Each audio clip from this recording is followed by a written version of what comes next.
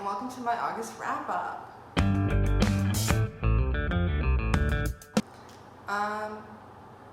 I'm just going to get right into it. The first book that I read this month was Blue Lily, Lily Blue by Maggie Stiefvater. I've been reading the Raven Cycle series for the first time. I rated this one 4 stars. I liked it, I think, better than the second one. It was a fun time. I can't remember specific things about it, but I gave it 4 stars, so it must have been good. The next book that I read this month was The Rural Diaries, Love, Livestock, and Big Life Lessons Down on Mischief Farm by Hilary Burton Morgan. And oh my god, if you don't know who Hilary Burton Morgan is, she plays Peyton Sawyer on One Tree Hill, which is one of my all-time favorite TV shows. She is married to Jeffrey Dean Morgan, who plays Denny Duquette on Grey's Anatomy, and more people know him, I think, from The Walking Dead. He plays Negan. And this book is like the story of their relationship, and they move from LA to a farm in upstate New York, and they buy a sweet shop, and they have children, and it was beautiful and gorgeous. I listened to this on audiobook, and having Peyton Sawyer tell me about her life, mind blown. Like, I know it wasn't Peyton Sawyer, but it's just, that voice is so comforting to me. Peyton is my favorite character on One Tree Hill, and this book was so good. She was so raw and real. She talks about dealing with her miscarriage, and like, she doesn't just like skip over the bumpy parts of her relationship. She like goes full in depth, and I really, really appreciated that and enjoyed it, and I gave this book 5 stars. The next book that I read was Prep by Curtis Sittenfeld. I read this because I saw it at Half Price Books and it was pretty cheap, so I picked it up.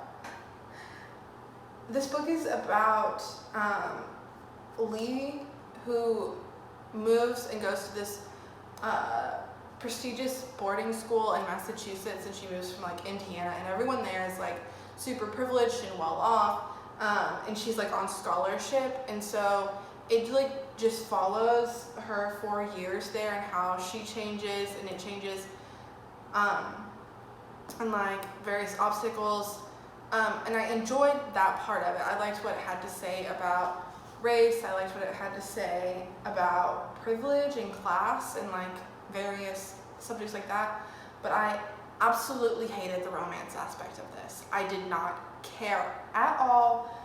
I thought that the love interest was a jerk, and I wanted her not to be with him ever. So I gave it 3 stars because it was insufferable. Like, I almost DNF'd this book 80% of the way into it because I couldn't deal with that. I could not deal with the romance part. I hated it. It was terrible. I also had a DNF this month. I read about 50% of Meet Cute Club, and I DNF'd. The writing was bad, and if it was just the writing being bad, I would have been able to deal with it. I read a bunch of bad writing from, Kindle Unlimited books and stuff like that. But the writing being bad, coupled with not caring at all about either of the characters or the romance happening, I couldn't finish it. I just, DNF'd it. It was not for me, and I know that some people love this book, but I'm not one of those people. Okay. Next, I read The Vanishing Half. This book was phenomenal. If you can't tell, I loved it. Look at all these tabs. This book follows a set of twin sisters who are black, but they are white passing. and one of the sisters disappears and goes to live a life as a white person. And so there are a lot, like this book deals with identity and like what makes you you, which I really loved about it. It also deals with race and colorism, which I really loved as well. And the first part of it, especially, like all of it, but mostly the first part, really reminded me of Toni Morrison's writing. Like, it was so haunting and just exquisite. I loved it so much. So I gave this 5 stars. The next book that I read was Talking as Fast as I Can by Lauren Graham. And this is Lauren Graham's memoir. And I've read it before, so this was a reread, and I listened to it on audiobook this time. And I actually didn't enjoy it as much as I enjoyed it the first time I read it, when I read it in a physical form.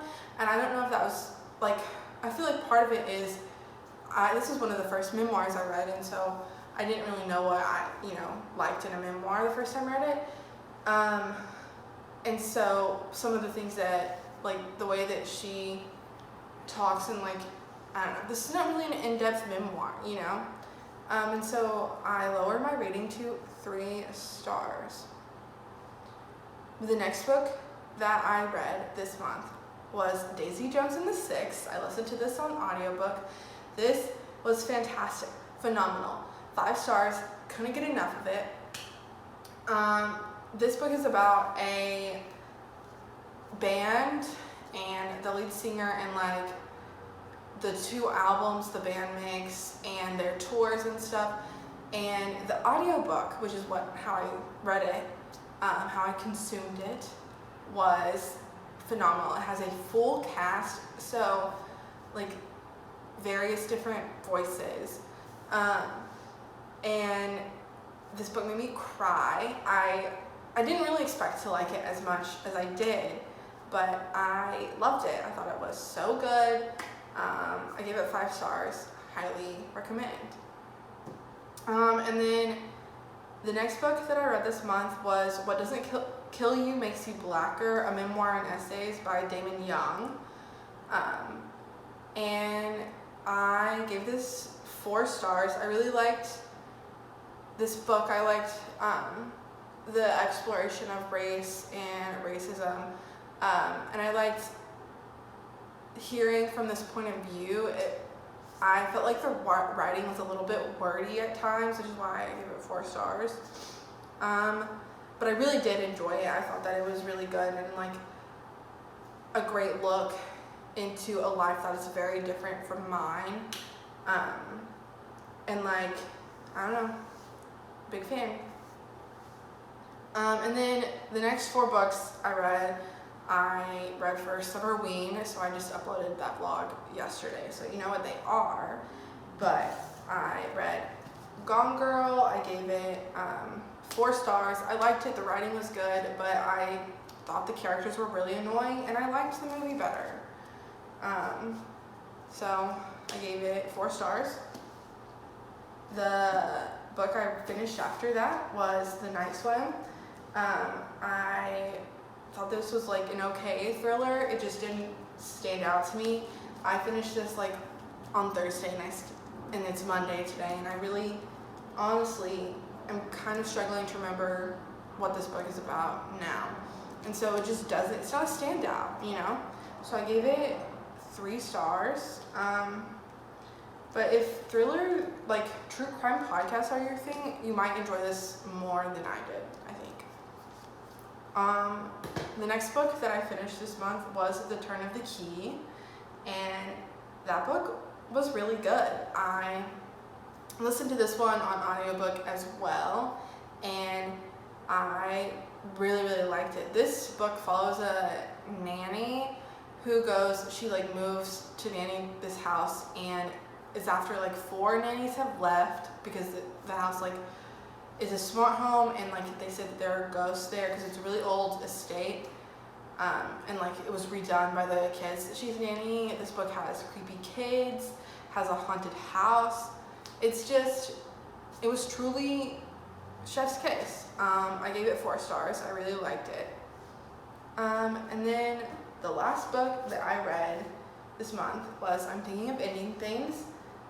I loved this. This book, I don't think I really gave y'all a little synopsis because it's kind of hard to describe, but essentially it's following the narrator is, you don't know her name, she's just a girlfriend, and she's driving with her boyfriend to meet his parents, and she's thinking of ending things, and it just follows their trip, and it takes some crazy twists and turns. It's very like introspective, and I really liked it. I gave it 5 stars. I added it to my favorites shelf on Goodreads. I cannot stop thinking about it. I know that I just finished it yesterday, but it's still like at the top of my head. I feel like I have a similar book hangover, like in the way that I had a book hangover when I finished A Little Life. Like this book in 210 pages packs a